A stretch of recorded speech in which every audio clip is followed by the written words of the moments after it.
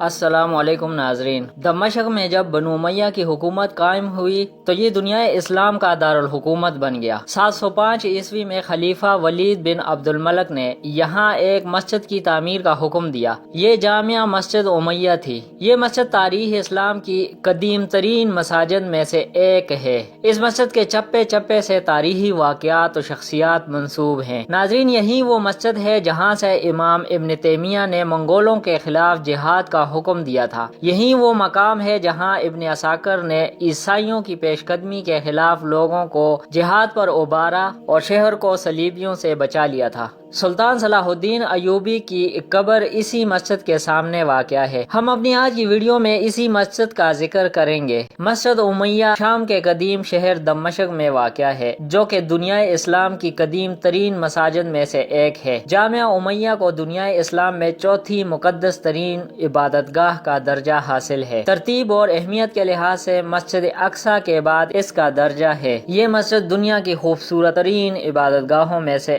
ایک ہے۔ مکہ معظمہ، مدینہ منورہ اور بیت المقدس کے حرموں کے بعد اسی جامع مسجد کا درجہ ہے۔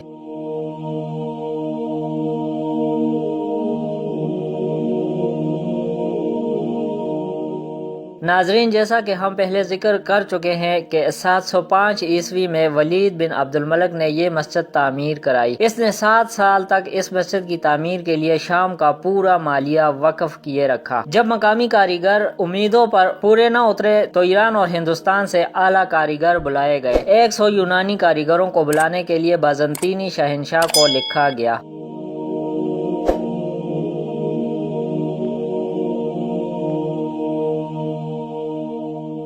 اس مسجد کا امتیازی پہلو یہ ہے کہ نماز کے لیے محرابیں سب سے پہلے اسی مسجد میں بنی اور اسی مسجد میں پہلی بار نالنما محرابیں بنائی گئیں۔ مسجد کی دیواریں اور چھتیں نہایت نایاب قسم کے سنگ مرمر اور رنگ برنگ پتھروں سے آراستہ کی گئیں۔ دیواروں پر سنہری بیل بوٹے بنوائے گئے اور جا بجا جوہرات جڑے گئے۔ مسجد کے بڑے بڑے ستون ہیں جو کہ سنگ سماک اور سنگ رحام کے مختلف رنگوں کے ہیں۔ جامعہ کے کعبہ میں 12,000 قندیلیں سونے اور چاندی کی زنجیروں میں لٹکی ہوئی ہیں۔ ماہ رمضان میں ان 12,000 قندیلوں کو روشن کیا جاتا ہے۔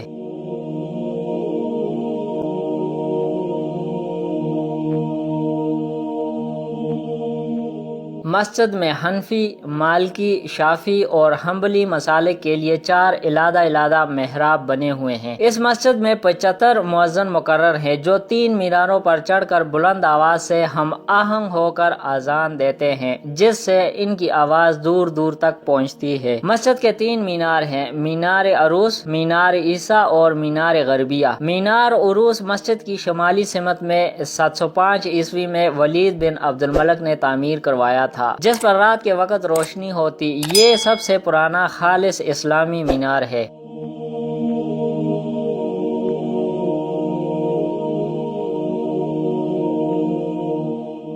مسجد میں مسیحی اثر موجود ہے، یعنی جنوبی سمت کے رواق کا کتبہ، جس کی عبارت یہ ہے کہ اے مسیح، تیری بادشاہت دائمی ہے اور تیری حکومت نسلاً در نسل قائم رہے گی۔ عیسائیوں کا عقیدہ ہے کہ روز قیامت حضرت عیسیٰ علیہ السلام کا نزول بھی اسی مسجد کے مینار پر ہوگا۔ مسجد کے اندر وہ مقام بھی محفوظ ہے جس پر حضرت یحییٰ علیہ السلام کا سر مبارک کٹ جانے کے بعد رکھا گیا تھا۔ کہا جاتا ہے کہ جب عیسیٰ علیہ السلام مینار پر اتریں گے تو مسجد میں داخل ہوں گے اور یحییٰ علیہ السلام کو زندہ کریں گے، پھر وہ دونوں یروشلم جائیں گے تاکہ زمین پر انصاف قائم کریں۔ مسجد کے حال میں جان بپٹسٹ کے سر کی قبر بھی موجود ہے۔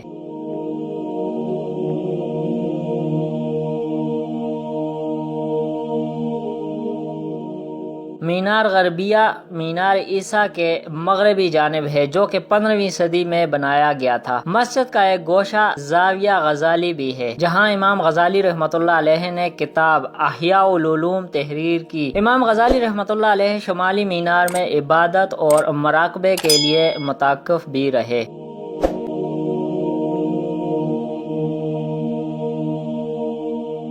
ایک اندازے کے مطابق اس مسجد کی تعمیر پر 3 کروڑ اشرفیاں صرف کی گئیں۔ جامعہ کی تعمیر کے وقت تمام اسلامی ممالک کے کاریگروں کے علاوہ 12,000 کاریگر، معمار و سنگ تراش بلاد روم سے بھی بلائے گئے۔ مسجد امیہ کی جگہ پر پہلے رومی دیوتا جوپیٹر کے لیے ایک مندر بنا ہوا تھا۔ بعد میں رومی شہنشاہ ارکائس نے 5ویں صدی عیسوی کے آغاز میں اسی جگہ ایک کلیسا تعمیر کیا۔ ولید بن عبد الملک نے اسی جگہ کو فتح کر کے یہاں مسجد تعمیر کرائی۔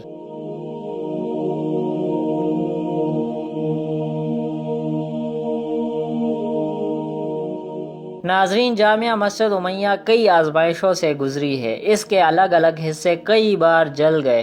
مسجد کو قدرتی آفات کا سامنا بھی کرنا پڑا۔ 1176، 1200 اور 1759 عیسوی میں یہاں شدید زلزلے آئے۔ 1069 عیسوی میں یہ عظیم الشان مسجد پہلی مرتبہ آتش زدگی سے برباد ہو گئی۔ جب اسے دوبارہ تعمیر کیا گیا تو تیمور لنگ نے فتح دمشق کے وقت اسے آگ لگوا دی تھی۔ اس مرتبہ پھر اسے اسی شان و شوکت سے تیار کیا گیا۔ 1893 عیسوی میں اسے تیسری بار پھر آتش زدگی کا حادثہ پیش آیا۔ اس مرتبہ کی آتش زدگی سے مسجد کو بہت نقصان پہنچا۔ اس مرتبہ وہ قرآن مجید بھی شہید کر دیا گیا جس پر حضرت عثمان رضی اللہ عنہ کا خون گرا تھا، جسے وہ اپنی شہادت کے وقت پڑھ رہے تھے۔